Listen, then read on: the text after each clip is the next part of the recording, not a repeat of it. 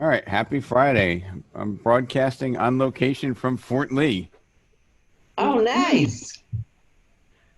So good morning, Very everyone. nice. Morning. Let everybody give everybody a minute to get on.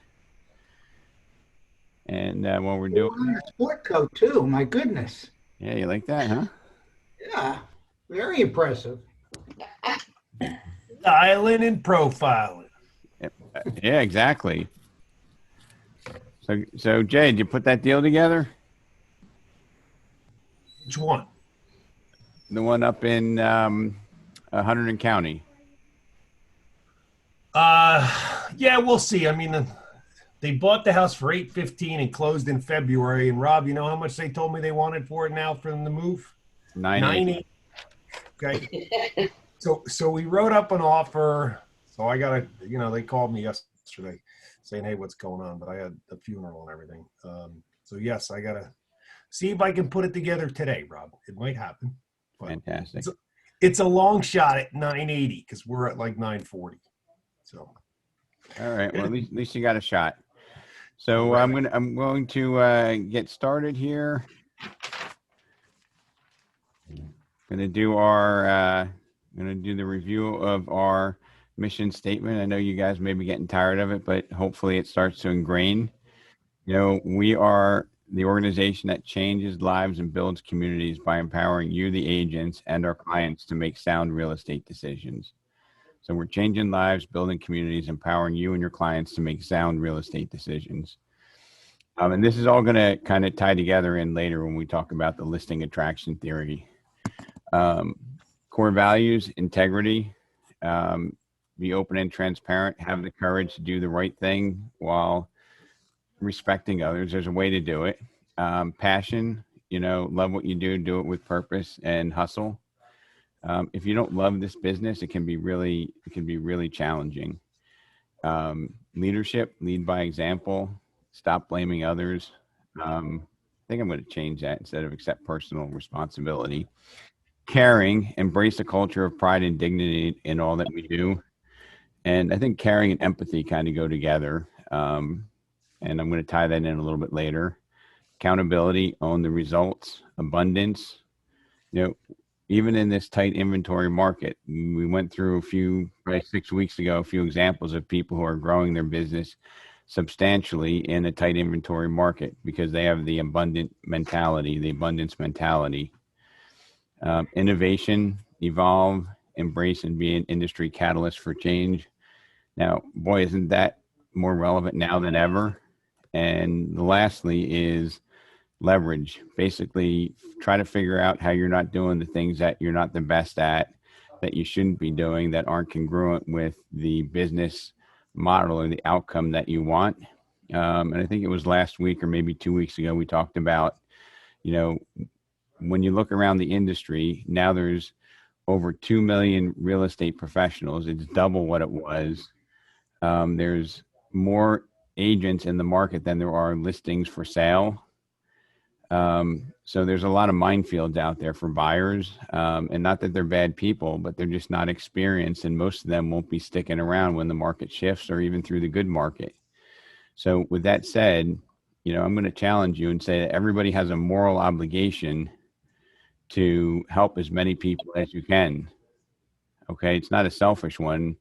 You owe it to the profession to help as many people as you can, because if they just throw a dart at the board, chances are they're not going to have a favorable outcome working with some of the agents that lack integrity, experience, skills, or knowledge.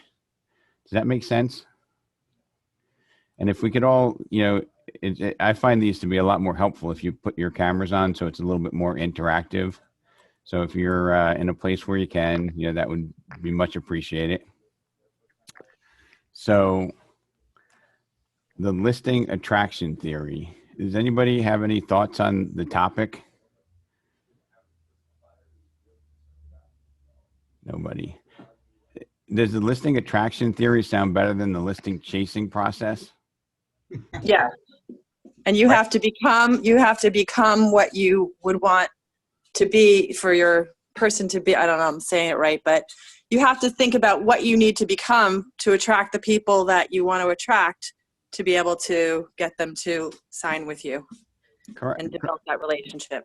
I mean, I think you're spot on. In other words, you have to be the product that people want to be attracted to, right? And I think most of us are, but maybe we don't have the communication strategy for doing that, or even in some cases, maybe we take shortcuts and we don't fully prepare ourselves for a listing conversation or a listing opportunity. Okay. So for the, I don't know, 20 of you that are on, like, does listing attraction sound a lot better than listing chasing theory? Yeah. Come on, just put your hand up. You know you're awake. So I'm going to talk a little bit before I get into the meat and bones about it. I have a couple of ideas. One of them is, and I'm going to probably get some pushback on this, but there are no difficult clients. There are only salespeople who lack versatility. There are no difficult clients. There are only salespeople who lack versatility. Yeah, I don't know if I agree with that. I know I'm going to get some pushback. And then if you change the way you look at things, the things you look at change. If you change the way you look at things, the things you look at change. Does that make any sense if you listen to it? Yep. Okay, so I just want everybody to think about that. And Ellen, it's not an exact rule, but I think for the most part, if you think about, difficult clients, if you have a versatile way of addressing clients, they can be manageable. So there could be a difficult client for me, and Ellen, you could find them to be easy to work with. Will you grant me that? Yes, I definitely grant you that. I also think that if you have an abundance coming through, that you have more of the ability to let things roll a little easier. And you also can say, hey, they're not for me. Not everybody's going to want to work with me. And I don't necessarily want to work with them, even if they want to work with me. Like, I just don't think you have to have everybody. Like, there's enough pie to go around that if it's not something that, then you refer it out.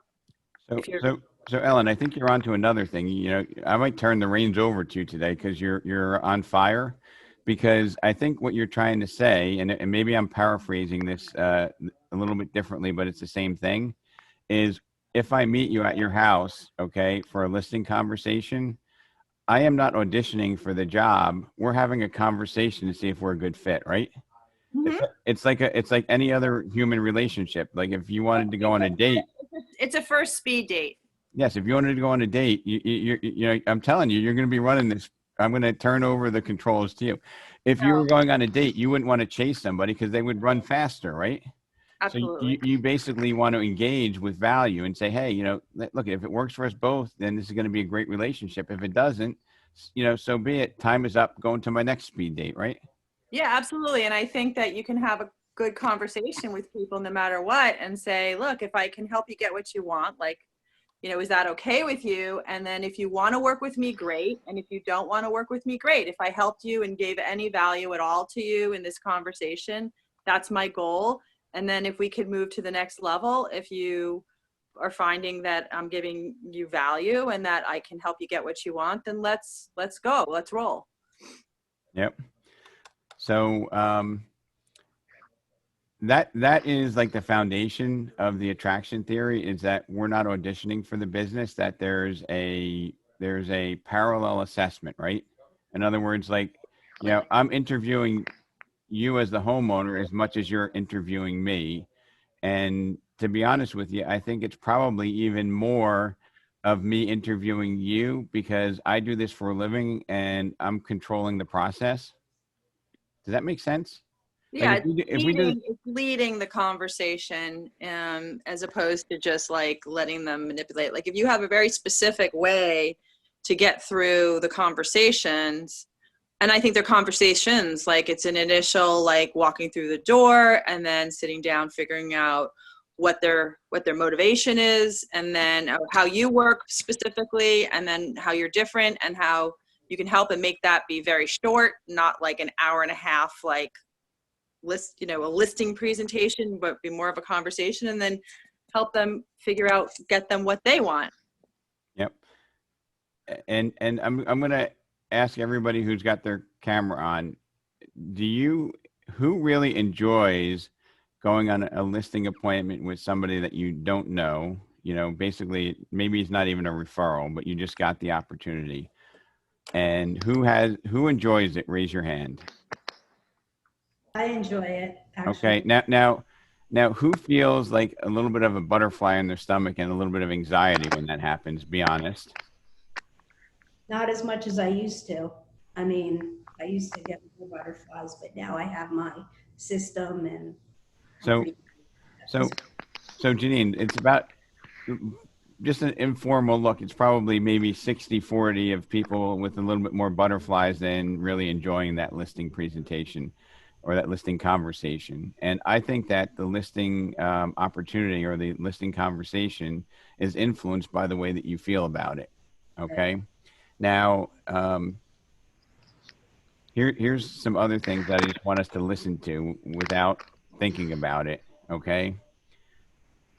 Communication is the transference of energy. Communication is the transference of energy. Does that make sense to everybody or anybody? Yeah. Right? Because like if somebody is energetic and smiling, they talk about people mirroring and matching, right? So communication is the transference of energy. If you need to think about what you're going to say, okay, if you need to think about how you're going to communicate with somebody, you become disconnected. Okay, so if you need to think about what you're going to say next, you become disconnected and the communication circuit breaker trips. Does that make sense? Right? Yes, because you're not listening. You're worried about what you're saying next as opposed to listening to what they're saying. And you're getting out of balance, right? So, I mean, a lot of us are natural salespeople, but why do we want to handicap ourselves by, we need to have these things conditioned so that we don't think about what we're saying. It's a very natural flow. That's part of the communication. That's part of the energy of that communication. And that's quite frankly part of the attraction when we're having when we're addressing an opportunity, we're in a listing conversation. Okay. And then the next piece before I go into the details is, and this goes towards basically the business practices that we have. Anybody can do the things they want to do on the days they want to do them, right? So anybody can painfully make an hour worth of calls, right? Anybody painfully can do their follow-up. Anybody painfully can document what they've done. Anybody painfully can schedule a follow-up. Successful people find a way to control their emotions and mindset, to do the things they don't want to do on the days they don't want to do them because they have a why that broadens their obsession, that borders on obsession. Does that make sense? Like, Yeah. Like to really be successful, like we all have days that we don't want to do things, right? And, when you feel like doing it, you're the same as the successful person. But on those next 2 days when you're deflated because something happened and you don't feel like doing it, you need to figure out how to control your emotions and change your mindset so that you're actually taking those actions and staying on course. Now, I'll bet you know people around you that are afflicted by this, right? Well, we all do. And sometimes we know people around us and there's nobody around us, so we know who they are. But anybody can do the things that they want to do on the days they want to do it. Successful people find a way to control their emotions and mindset to do the things they don't want to do on the days they don't want to do them because they have a why, they have a reason that borders on obsession. Okay. And my why is I really like to help people. I hate administrative crap. That's my why. And I'm looking at Audrey, and Audrey, did we not wasn't it not even fun like last week when we went door knocking? You got to unmute yourself. Huh? Did you have fun? Yes, I did. And did that reinforce maybe doing it again emotionally? Yes, it did. And is there any way that you can do that for 8 hours and not get a listing in your mind? No. So like if you did that for 8 hours, you feel highly confident that you'd be signing up a listing. Yes.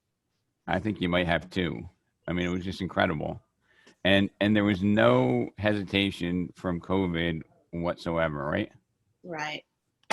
So I think it's next weekend and then 2 weeks after that, you know, I'm gonna burn my calories and go out on the road with everybody, because I know, you know, my role is to, you know, help you guys get into the habit and see that, you know, people are now open to having conversations. I'm And going Rob, to, just to comment on that for a second, Rob. Just, you know, letting agents in my office know that you were ready to start up doing door knocking again. I've got 4 of them. I've emailed you about who are already, yes, let's do it. When can we do it? Which is really great. so I get disappointed when my calendar's not full when I do that, just to be honest with you. So take me up on it. You know, I'll buy another pair of shoes. It's no problem. So the listing attraction theory starts with process, okay? And process number 1 is qualify for motivation. And I'm going to share all this with you. So qualify for motivation. The second step, which seems really obvious, but I have to write it down, is make sure that you knock on the door on time, or I say 2 minutes early, okay? Has anybody ever been like stressed out because you're running late for an appointment, and then when you get there, you're a little bit off your game? So, you know, consciously think about that, because like the most successful people I know, they arrive early, and as strange as it sounds, they'll be like visualizing or doing affirmations like in their car before they go there. And I see some of you on this meeting here are those of you who perform at peak levels and actually do that. Okay, you're talking to yourself. People think you're nuts. You're visualizing it happening before it happens, and that's a healthy exercise. Step 3 is a structured conversation, an intentional conversation. And for me, you know, I would encourage everybody to have a strategy to build trust and rapport with an absolute stranger when you have the opportunity. And, you know, walking through a very personal possession that they have, their home, okay, and asking engaging questions to build trust, to me, sounds like an excellent way, you know, to build rapport and trust. Okay, it's not just about counting how many rooms there are, or, you know, looking at how old, you know, the HVAC system is, or, you know, figuring out how big the deck is.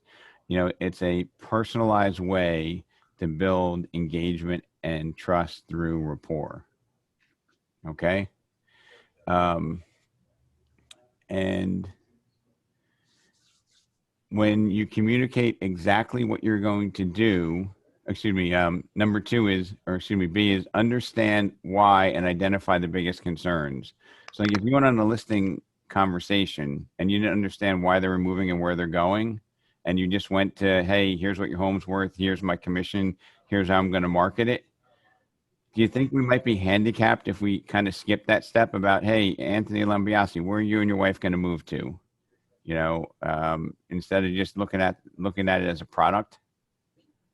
Yeah, I definitely think that if you don't understand the customer's why or what their intentions are into the future, then you're missing the lifetime value of the customer. Yep. And you might not even get the first opportunity at the customer, right? You know, for every time we have a listing opportunity and we start that listing conversation, you know, I don't think I've even heard of, but I've certainly never been on a listing conversation where, Coldwell Banker or Keller Williams have been sitting there next to me, and we're both like meeting them together saying, all right, who are we going to pick? Okay. So the only competition that you have is between your ears when you go out there.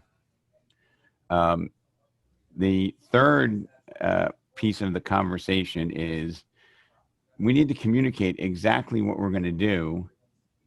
Okay. And then we need to educate them and figure out how they want to position, the property for introduction to the market or to sell. Okay. And the last part is clearly communicate the process and set expectations. Okay. When you do these basic fundamentals, it's like in football, it's like the blocking and tackling. It's like the basics. You become more attractive. You get drafted higher when you do the basics, when you do these fundamentals. These are all designed to build trust, control the process, and keep our leverage in the conversation. So these are designed to build trust, control the process, control the meeting, because we do this for a living, and keep our leverage. And if used correctly, our leverage actually helps the homeowner or the eventual listing client. Does that make sense? Yeah, and the more simply you can do it and not make it complicated and never refer to it as a property because it's their home, better off you're going to be. So I just wrote down some power phrases or some words that I think are helpful in the conversation and in the attraction process. And number one is leverage. Okay. And if I said to Glenn Baker, Glenn, if you do this, you're going to lose negotiating leverage. How does that make you feel as a homeowner? Glenn, I would not want to have that happen, of course. right. Do you think who determines the price when you put a home on the market? The market. It's the market, and The homeowner inevitably has to agree and determine the price, but if you guide them properly, you pick the right one. I mean, the buyer is the person who theoretically signs the check, right? I mean, the seller has the ask price, and the buyer is, the market is what connects you two together, but it's the buyer that strikes the price. So we don't want to lose leverage in that relationship. We want to make our property as attractive and keep as much leverage as possible. We want it to share with the buyer that if we get it wrong, right? If we get the pricing strategy or the presentation wrong, what do we have to do, Glenn? Like if we go out there and the house doesn't sell, what are our options? Adjust or change condition or remarket. And a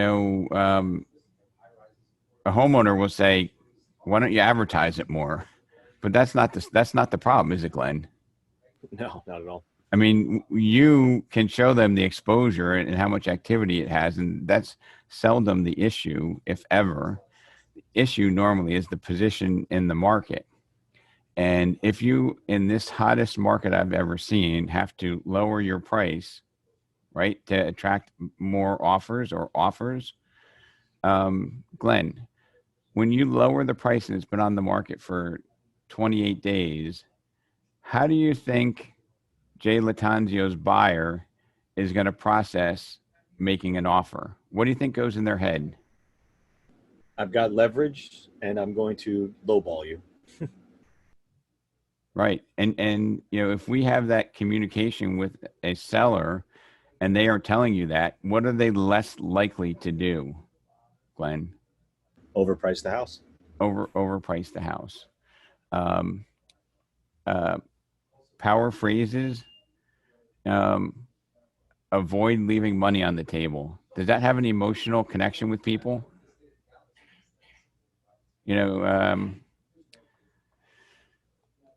Lisa Grande, if I said, we want to position your home so we avoid leaving money on the table in this transaction, does that connect with you? With me personally, or you mean as a seller? I mean, do you like to leave money on the table? No, I don't know anybody that does.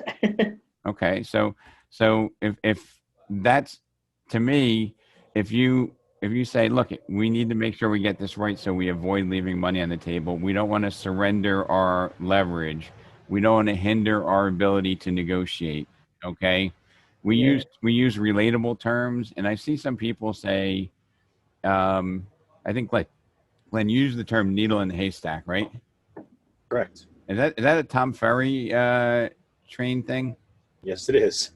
So I hope you still love me after this, but I just don't like that. It's not as emotional as like lottery, which, hey, Glenn, have you ever found a needle in a haystack? You probably say I never looked for one, right? But if you say, did you ever win the lottery? It seems for most people to be a fool's bet. What does Tom use for his parallel for auction? Market price. Well, no, he has something that he uses instead of like auction strategy. Oh, it's a bidding war.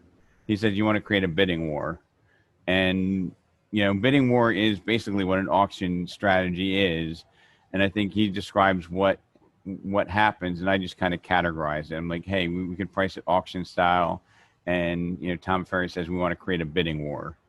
I happen to like, hey, do you want to price it auction style where you have people bidding and, competing instead of a bidding war, just because it's more succinct.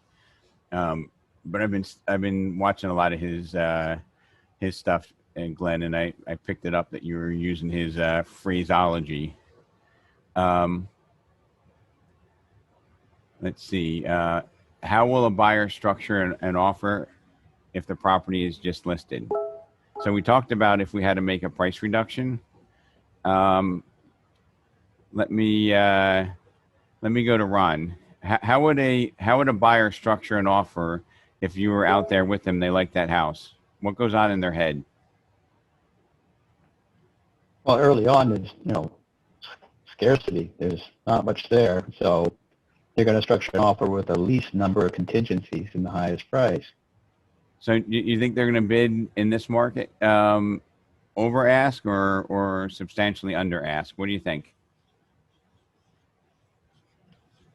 Certainly over ask at this point. Great. Now the magic is to get the seller to say it, and the emotional connection is different. And I want you to pay attention. It's different than if I say, hey, Ron, if we price it aggressively, if we price it right, all the buyers that are going to come are going to make aggressive offers on it because they know that they don't want to lose it, right? Now,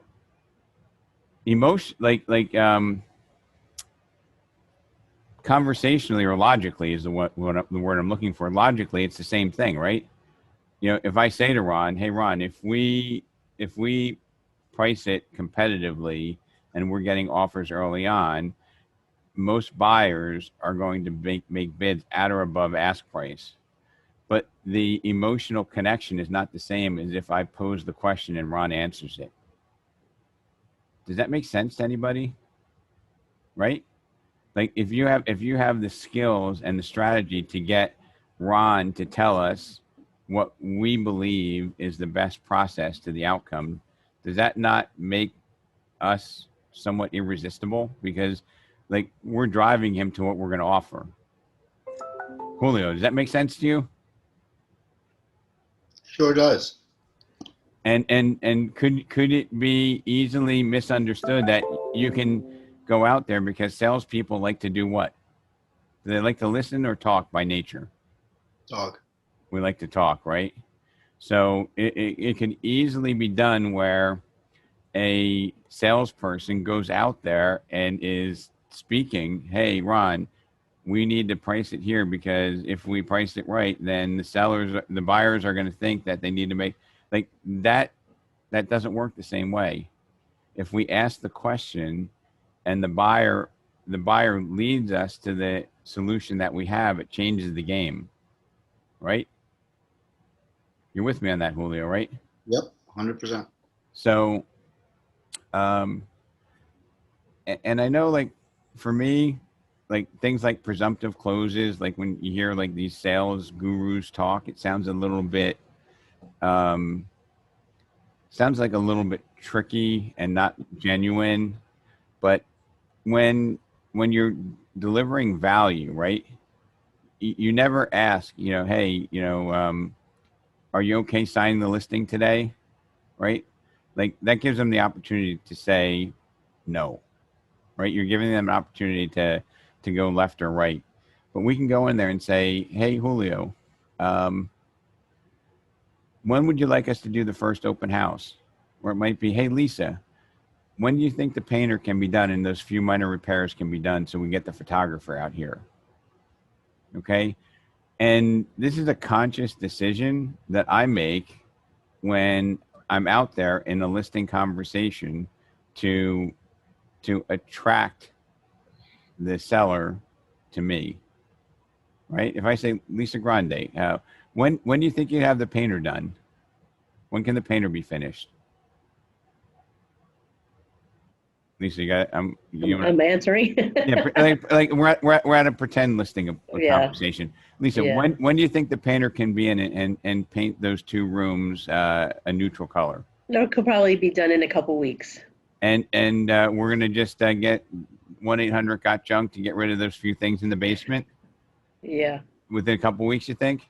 Yes. So would it be safe to say we could do our first open house on May 8th? Sounds right. Yeah. Okay. So now if you can imagine, right, you're a fly on the wall in that conversation.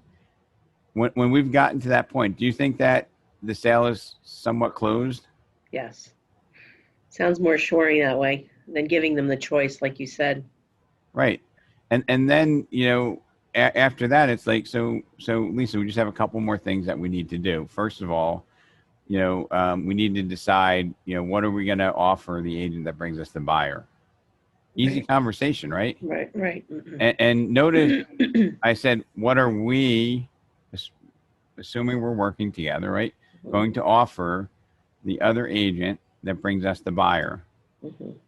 Okay. And then after that, I feel really comfortable, confident to say, hey, Lisa, our fee is 3.5% for our side. Now we need to finalize what strategy you want to introduce the home to the market with, and then you just engage that conversation. And I don't know if Mark Feingold's on here, but when we were out there, Mark's client was like, wow, that's $60,000. And I didn't address it. And I just went on to the next thing. I'm like, so which strategy do you want to do on the price? Did you want to go market or auction? Right. And I guess, Maria, are you on? Maria Delaferra? I thought I saw you. But anyway, so these are real life examples. I'm here. Right. So you, I'm sure Mark told you about that, right? Absolutely. So, the seller goes, and obviously this was a very, I thought it was a pretty high price. It was like $1.2 million. We were doing 5% on it. And he kind of told Mark that he didn't want to do anything more than 3.9. Okay. And he wanted to list it for 250,000 more. We walked out of there with it listed at 250 less at a 5% commission. And it's because I didn't answer it. I just said, hey, my fee is normally 3.5. We can do it for 2.5. What strategy do you want to have? Think about it. A lot of us would do what I would call take the bait. If somebody said to you, Julio, 60,000, that's a lot of money. What do you think most agents do? Explain why not, or explain what they're doing for those services. And what do you think? Do you think that takes you where you want to go? No, it doesn't. It stays on the same topic. It puts you in the weeds, right? Yeah. and then you just keep talking more about, you know, how much money you're getting paid, and you need to defend it, right? Right. I just look at there are a lot of people that are successful doing it different ways, but I don't feel that's an attraction strategy. I feel like that's that's a muscle strategy to try to muscle through an objection. Let's see. So you're backed into a corner trying to validify your services. Yeah, you're playing defense, Ellen. It's not a good place to be. Nope. So Rob, do you just ignore it? So awkward moments. Okay, and I don't know who said this, but like, you ever hear the next person that speaks loses, right? Like, has anybody ever heard that? Like, hey, first person to speak is going to lose. So what we need to do is, you know, we just need to have a transition strategy to get off of that topic, right? It's like Tai Chi. You have to use their energy and rebound it and like kind of move it around back into your court so that you're using, like in tennis, you would kind of just deflect it and then use it back at them, but without putting too much effort into it. So awkward, you know, and I'm gonna go back to our sales manager, our broker in Parkland. Do salespeople like awkward silence? Not really. No, they can't stand it. They got to talk. Yeah. And when you talk, you lose. Just remember that when you start running your trap, you're losing. So it's okay to have an awkward moment, right? And just say, yeah, that's a lot of money. Just wait.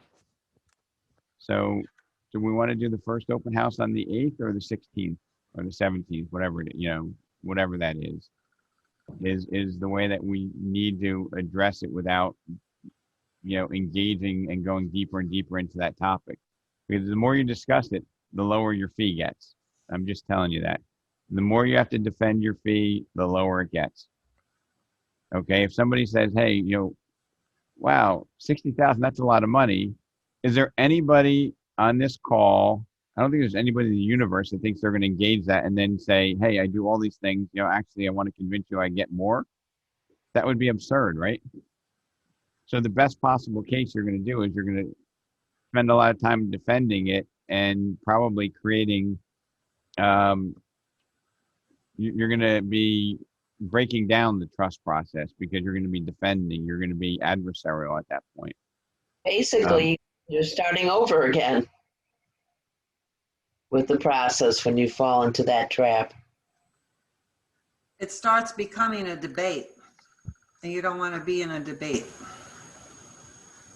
So I am going to, in the next 30 days, it might be 5 weeks from now, because I think I put out 4 topics, but I'm going to do something that I hate to do, which is I'm going to do a mock listing appointment and I'm going to record it. I'm going to do a mock listing, and I would record a real one. I'm even thinking about putting a GoPro on, folks. But I just feel like it would be awkward if somebody found out that they were used as an experiment. But for that reason, I'm going to do a mock listing appointment, and I'm going to take all the common objections and challenges that we have, and I'm going to address them head on, with the hope that it gives you more comfort in seeing that process going over and over again. Let's see. And Rob, if I could just put in a comment too quickly, the key to all of this, you know, all the sessions that Rob's doing on listing conversations and all, if we're not actively practicing all the things that he's talking about and that we're sharing in the conversation, if we're not practicing every day, even just by looking in a mirror and going through the possible conversation that you could have when you meet with a prospective seller, then you're never going to feel confident. You're never going to feel ready to go in without those butterflies. You know, this has got to be a conversation that just flows from you, as Rob mentioned earlier. And, you know, speaking from personal experience, when I was first starting out, you know, I'd constantly be doing a listing conversation in my head. If I was doing an open house and there was no one there, I was doing a listing conversation in my head, just going over and over. And what could the possible questions be that the seller's going to ask me so that I'm prepared for whatever comes my way? And then I can really enjoy the conversation because I know that I'm prepared and I know what I'm talking about. So I just want to put that out there, that practice makes perfect. Now, has anybody ever gone on a listing appointment and feel like you really nailed it and you didn't get it? Let's be Yes. honest. Let's be honest. Raise your hand. I think that's probably happened to everybody, right? Now, our seller ISAs had delivered a listing appointment for an $800,000 listing in Bergen County. We had one of our better converting buyer agents and a very talented agent go on this listing appointment yesterday. And after the listing appointment, you know, she called me up and said, "Hey, Rob, at this great appointment, the people are moving to Florida. You know, can you connect them with somebody in Florida and also just tell them how great I am?" That was the conversation. So I had the opportunity to call up the homeowner. And, you know, I was like, "Hey, just wanted to see if I could help you out. Julio, I'm sorry, but they're moving to Clearwater." No. All right. I'll try to twist them to Parkland, but they have family there. So I had this conversation with them, and I was, you know, saying, "Hey, I can help you." And I was like, "Hey, by the way, Heather enjoyed speaking with you, and I just wanted to see where you are on your decision process." And, you know, the conversation went for about 4 or 5 more minutes. And she said, "Hey, we interviewed somebody before, and we have one more appointment, and we're going to see who tells us that they can sell our house for the most money. That's how we're going to decide." And I cringed. I literally cringed because in that instance, they're gonna go to the biggest what, Anthony? The biggest what? The biggest Liar. The biggest liar. Yeah, the biggest, highest priced. Right. So I immediately contacted our agent and I said, we need to spend an hour today to solidify our numbers and to represent the story to that homeowner on how getting the highest price is not about starting with the highest price, right? Because I am confident that the conversation wasn't going about, "Hey, if you overprice your house and people don't make an offer, when you eventually get an offer, how is a buyer going to behave, right? How are they going to do that?" And when they tell me that story, okay, then we are basically, we've built the trust, we've established the leverage to get them to do the right activity to get the best possible outcome for themselves. So this is a true story, literally from yesterday, which I hope we can resolve. And for that agent, you know, the homeowner agreed when I spoke to her to do a Zoom meeting on Tuesday at 4:00. And I'm sending our agent over there in person. I'm going to participate remotely, and hopefully we can get this thing closed. But there is the insight from the consumer, fresh off the press from yesterday, and love our agent to death, but she didn't communicate the right message, right? Rob, I'm going to play devil's advocate here because I know what you're going to say, but let's discuss this. So the seller wants to pick an agent who is going to list the house for a lot more money, perhaps, than what it really should go for. How do you tell this seller it's going to be a lie? You don't want to put anyone down. So how would you address, well, this is what it should be, not what someone else is going to tell you? Can I see if there's anyone on the meeting that can volunteer to answer that? Anybody want to volunteer? I mean, So- I would say the comps are the comps. The recently sold comparable units is what the market's demanding right at this time. So, but how do you address, somebody saying that they should start at 8:30, and they're saying, I think we can get you 8:30 for your house. The market's hot. The last comps were at 780. I think I can get you 8:30. And now we came in and we said that, the comps are, between 780 and 800. We recommend that you list it, either at the market or maybe a little bit below. Now, obviously, I don't think our agent did a great job at explaining it, but you go back in there. How do we save this conversation? I know Maria knows, Robert knows, but who else wants to? And Gary, I think you're very logical, but I don't think you hit the emotional connection yet. Would you be able to show them the difference between the list price and the actual closing price? Would that be an issue? Like, is that a way to do it or no? So when you show them the list price and what closing price? So the list price, let's say that, you did your comps and you see that 780 is the list price, right? Where you should be at. And some of the properties closed for 830. So they believe that their house is worth 830, but then you show them that 780 is actually what the market was saying that, in this area we should list for, because you had these properties had bidding wars. Yes, they closed for 830. So let's do what the market says, which is to show your property at list your property at the original list price of 780, and let's create a bidding war versus listing your price at the closing of 830, and then maybe you have the potential to drop the price or lower the price later on. So strategically, you're right on. Communication wise, I think you missed the mark. Okay. And Maurice, the reason why I say that is that was a lot of talking to defend the position, right? To defend the ground. I would, and I totally intend to say, look, there are agents in the marketplace. I'm not going to put anybody down. There are agents in the marketplace that will try to win the lottery with your money, Mr. and Mrs. Homeowner. I'm here to tell you, and I'm going to show you the numbers, that you cannot underprice a house. Now, it's your decision how you want to price the house. Okay, my job is to make sure that I position you to get the highest amount of money at the end of the day.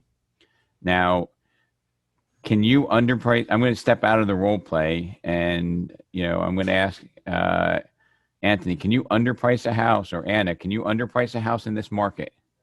I don't think you can underprice a house.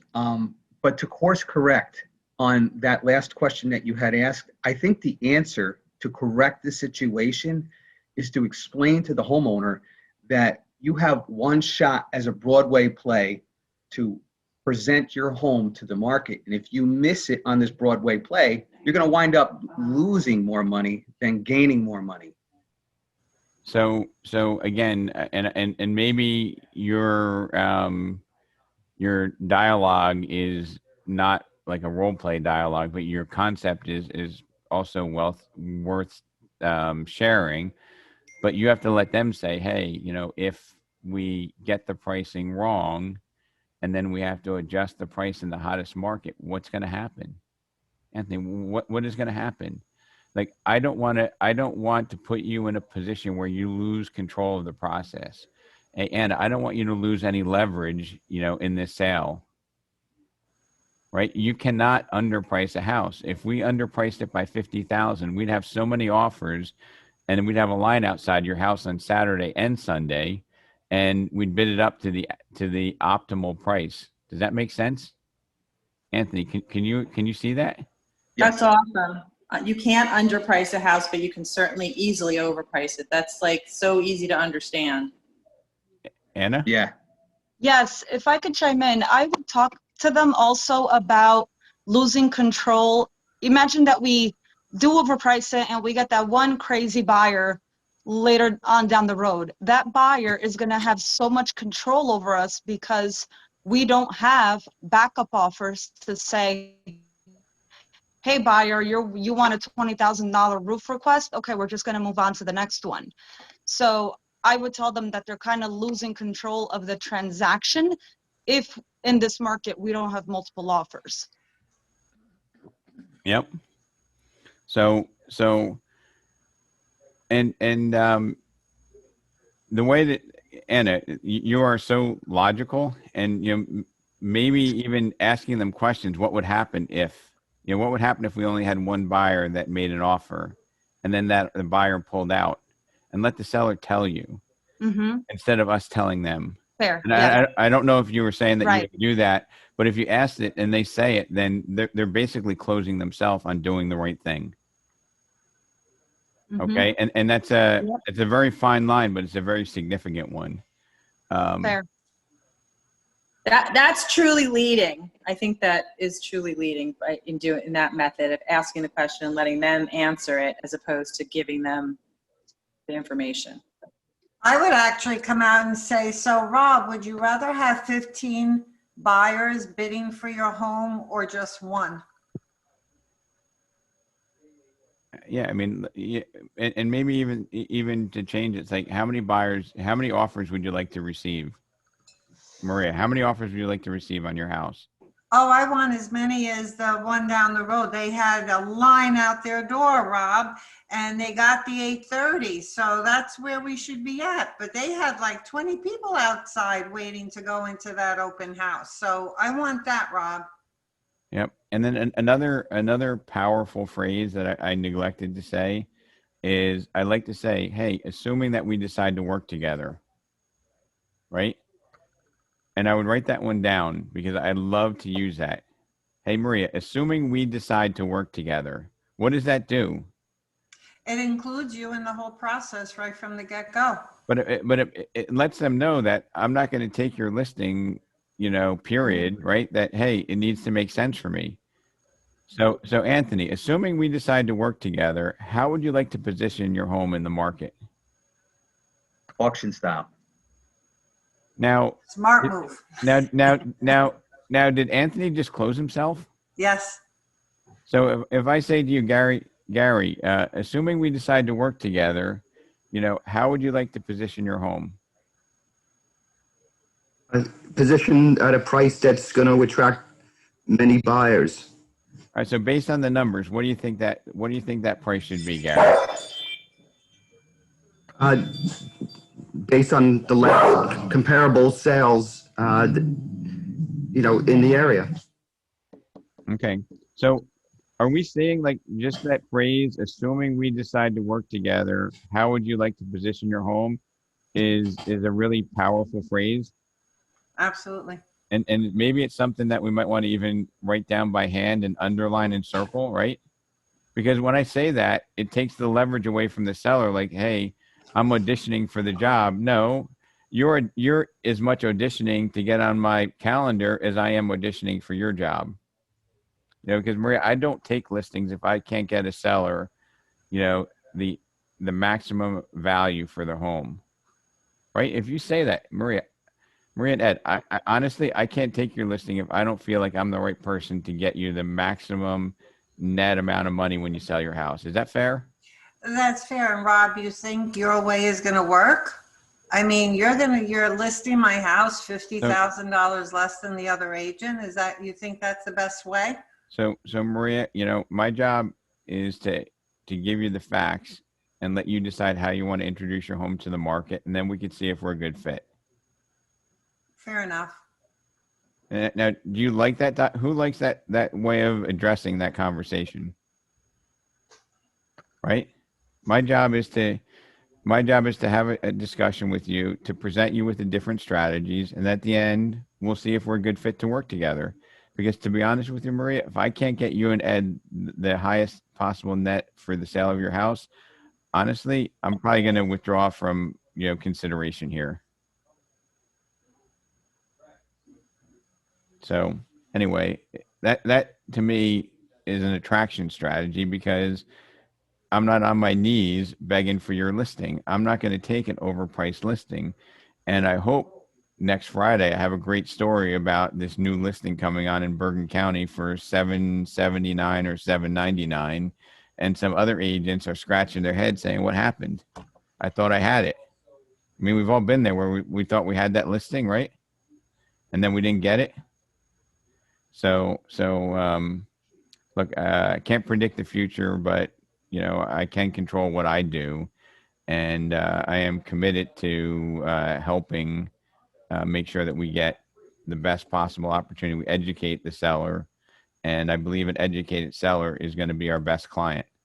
Robert, can you just moderate some questions in the last few minutes we have here? Really no questions here. Just comments. Yeah, two comments. Comments. So any relevant comments? Assuming we decide to work together, how would you like to position your home? Retail, wholesale, auction style, or lottery? I think it shows your confidence. Yeah, and the way the way you speak, so the one phrase that I think will trump all other phrases is, "Hey, assuming we decide to work together." I think that's a really, really significant phrase that shows that we're not desperate for the business. Rob, quick question. Let's say you decide that the seller wants you, is adamant about you listing the price at $50,000 or $830 or whatever, and you believe that it's not, it's going to, it's an issue with that price. Do we give them a timeline? Say, okay, we'll list it for that price for 2 weeks, and if not, we drop immediately? I wouldn't do that. What I would do is I would say, "Hey, Maurice, that was Maurice, right?" Yes. I'd say, "Hey, Maurice, let me just, look at it. It's up to you to decide. It's your house. It's your decision how to make it. But do you have a calculator on your phone, Maurice?" And everybody has a calculator on their phone. I haven't seen a flip phone when I got out there yet. So, and I'd say, "Hey, I was just curious. Like, I was looking at the numbers, and if the house sits on the market for 90 days, it's going to sell for about 96.1%. Can you write that down, Maurice? And then if the house sells in the first 10 days, it's going at about 104.9. What's that difference? Oh, it's 10%. If we get the pricing wrong, I just want to make sure you're aware that it might cost you 10%. How would you really like to position this, Maurice? Like, that's the way I would address it, instead of saying, "Hey, you can take that price, but if it doesn't work, we got to lower it in 2 weeks." Like, to me, that's traditional real estate. And I've seen people come back and say, "Yeah, hey, Jay, I already got a price reduction signed for 2 weeks from now in case it doesn't sell." I'm just like, to myself, I'm like, that doesn't make any sense. And if go ahead. So Rob, here's another thing that I would suggest agents do. I would always I had a milk crate in my car, and I already had all folders made up of all listing agreement packages. I would always bring one and not leave it to chance. If I can get a signature right then and there, I'm doing it. I'm going to walk away, even if it's a paper signed listing agreement. I'm leaving with a signature if I can. I mean, for those of you who know me, I hate the two-step. I think that's only for dancing. That's right. Take the listing right then and there if you have the ability. Don't say, "Oh, let me go back to the office tonight. I'll send you listing paperwork." So one of the enemies of execution is clarity, and you need to have clarity before you go out there. Okay, and the clarity being, "Hey, Maria, I just wanted to confirm our appointment. I just wanted to make sure, is there anyone else that needs to be at the appointment? Your husband? Great. Is there anyone else that you're consulting with to make the decision? Oh, your daughter-in-law in California is an agent. Can she be available by phone?" And I think that shows a tremendous amount of respect, and it also ferrets out excuses. Does that make sense? Absolutely. right? Because we've all had, oh, my daughter-in-law in California is a real estate agent. I want to talk to her first, right? And you're sitting there, and are you saying to yourself, "That's bullshit," right? Mm-hmm. I mean, you're really saying that or thinking it. And if you offer, because I am not shy, I'm not ashamed, I'm proud of what my presentation is, and I'd love to have your sister-in-law or your daughter-in-law or whomever sit in on this conversation, right? Right. And then at the end, if you have any questions, I'd love to answer them, because I know, Maria, for you and Ed, your time is very valuable, and I want to make sure I respect that. So those are ways that I personally like to address it. And Maurice, I'm not a big fan of getting a pre-signed price reduction because I don't really believe it serves the client best. So Rob, there's a couple of things, partially in response to that, in that the studies show that the most activity on your listing is going to come in the first 2 weeks. So if you go out at a high price, with the understanding that after 2 weeks we'll lower the price, you've already lost that enthusiasm, the excitement of the listing first coming on the market. The second thing is that what I always like to tell them is, would you prefer to negotiate up or negotiate down? And when they hear that, it's like, oh, I get it. All right, now I understand. Right. And Robert, I think to your point, I think sellers, absent effective communication and education, think it's like selling a car, right? There's the sticker price, and people always negotiate off the sticker price, right? Isn't that the experience when you buy a car? Because a car is the same over at the lot in Randolph as the one in Montville, as the one in Tinton Falls. If you're buying this car with this options, it's the same thing, just comes down to price, correct? Selling a home is very different. Now, I'm not going to go and say, hey, this is not like buying a car, but I'm going to educate them on the process.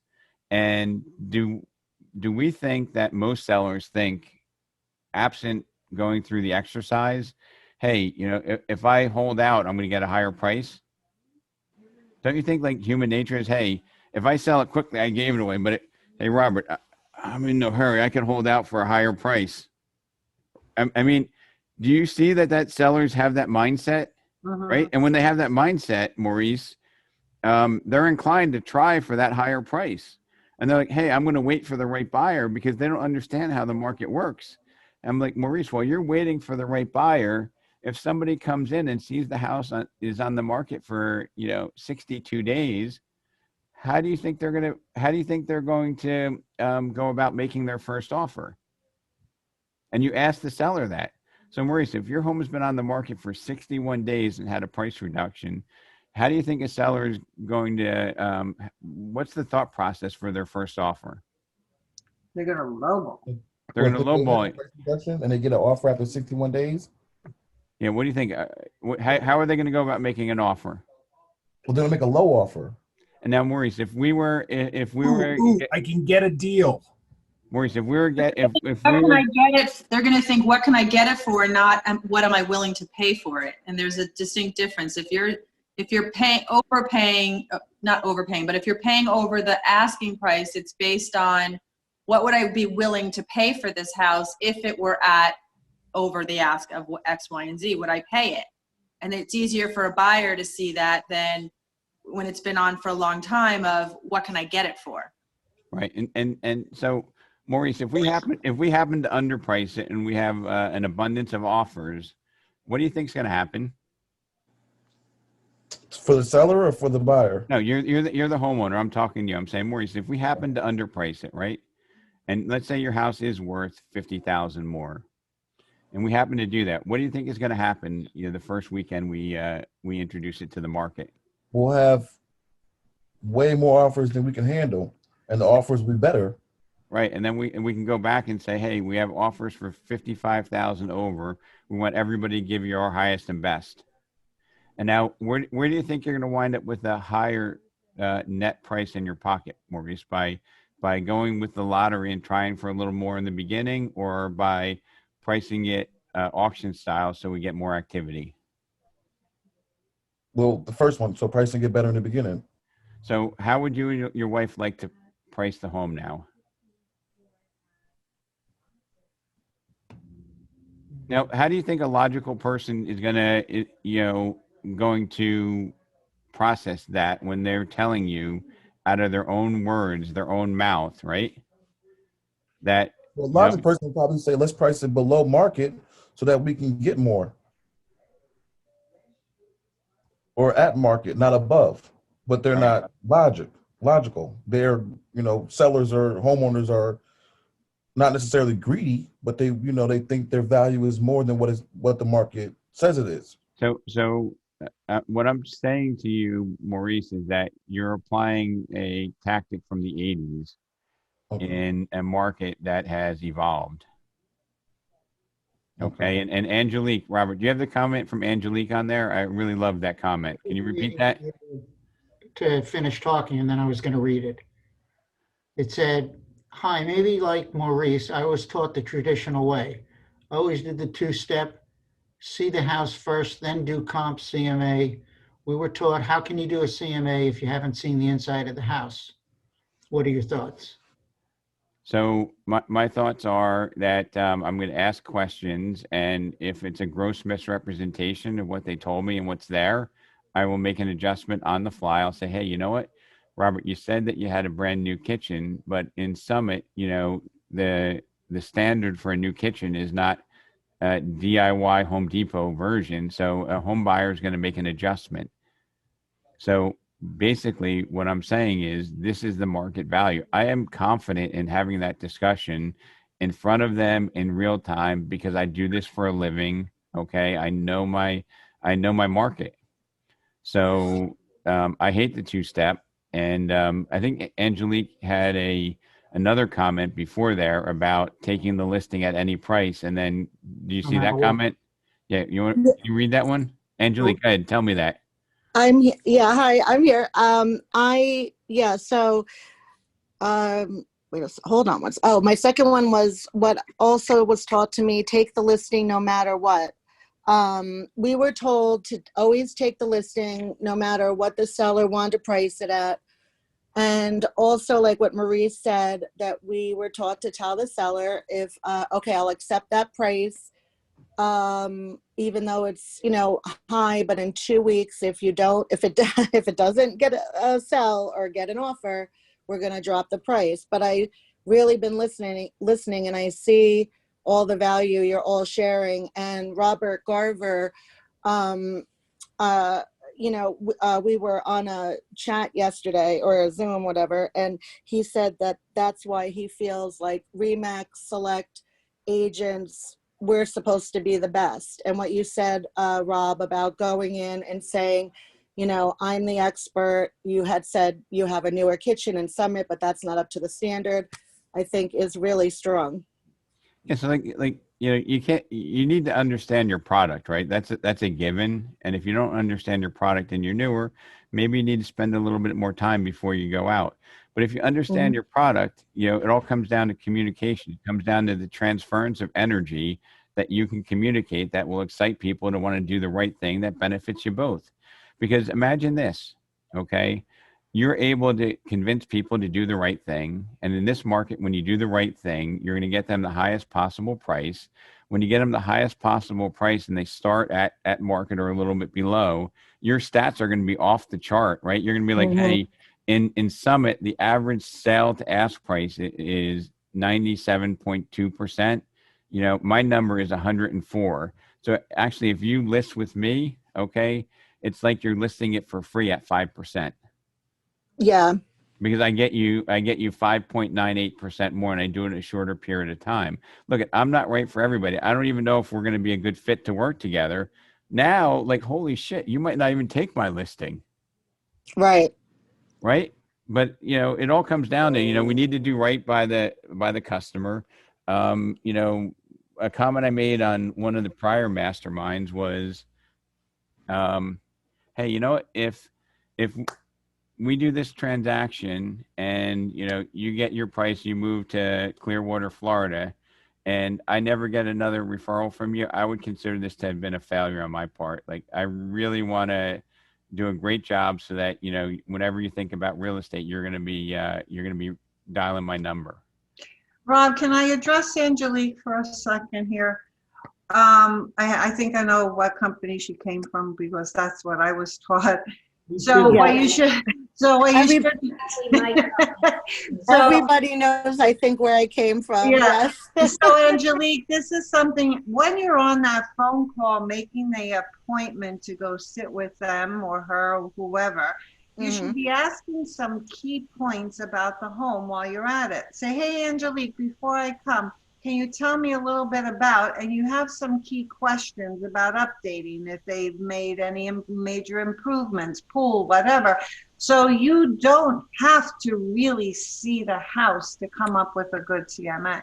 Right, right. Yeah, that doesn't. And like I said, I think we should all be going, as much as we hate paper, get that listing on the get-go from the second that you're in there and ready to sign. Absolutely. Leave it up to chance. You could always import it into Dotloop, but bring that folder with you. Right, Anthony? I see you shaking your head. Get that listing paperwork all filled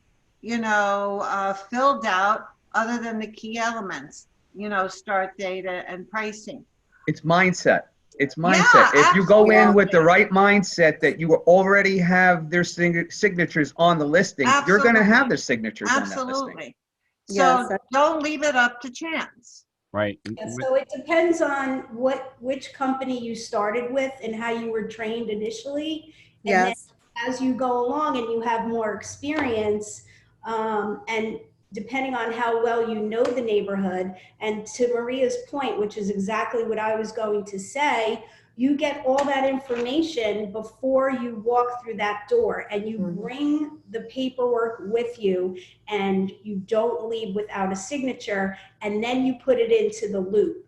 Okay, so doing a two-step, some companies train that, and newer agents may need that, but as you go along, you have the experience and you have all your information up front, and you don't need to come back for a second look. And you have the opportunity, if anyone has done relocation, so you have to go in one shot. So you have to get the information first, and you have to feel confident, and you don't really need to do that. Even if you are a newer agent, as long as you follow those steps of finding out what the upgrades are, what they've done, you drive by the house, familiar with the neighborhood, and then you go in, and then you can always adjust it while you're there, because you're going to show them a wide range, right? Based on what they told you on the phone. So this is like a wide range of comps. That I'm here, I think you fall into right here. And then because you have this, and then you're showing them the comps of, what homes have sold for, and then you can base your price from that right there on the spot. So Ginny, and I think we hit a nerve here, and I think it's a positive nerve that we hit.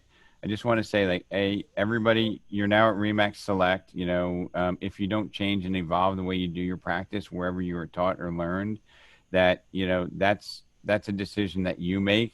And I just think that we just need to expose you to different opportunities. That's number one.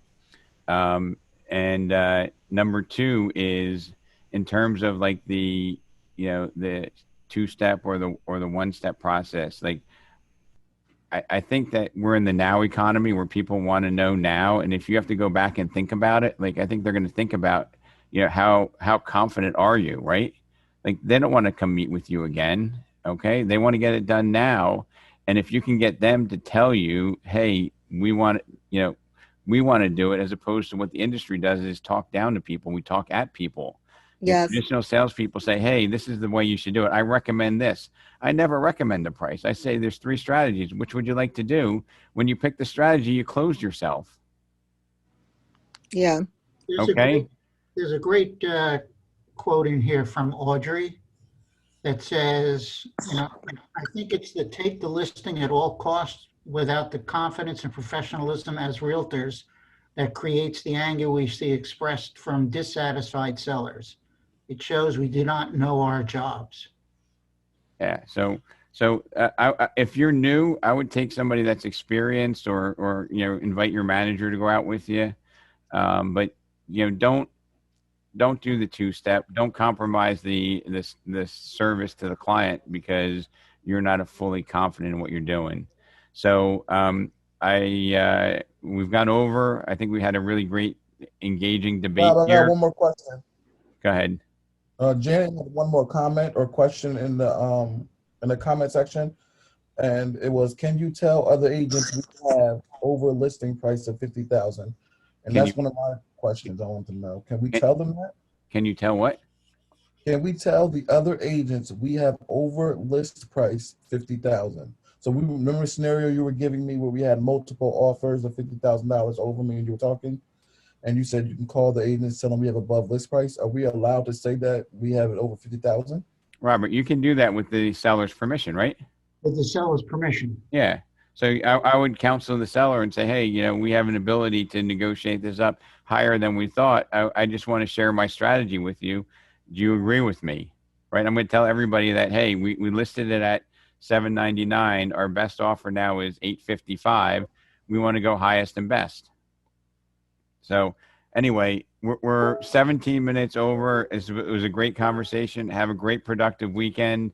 And I look forward to door knocking with a bunch of you and employing these strategies. Reach out to me through your manager if you need help. All right. Have a great weekend. Thank you guys. Have a good day. Bye, everyone.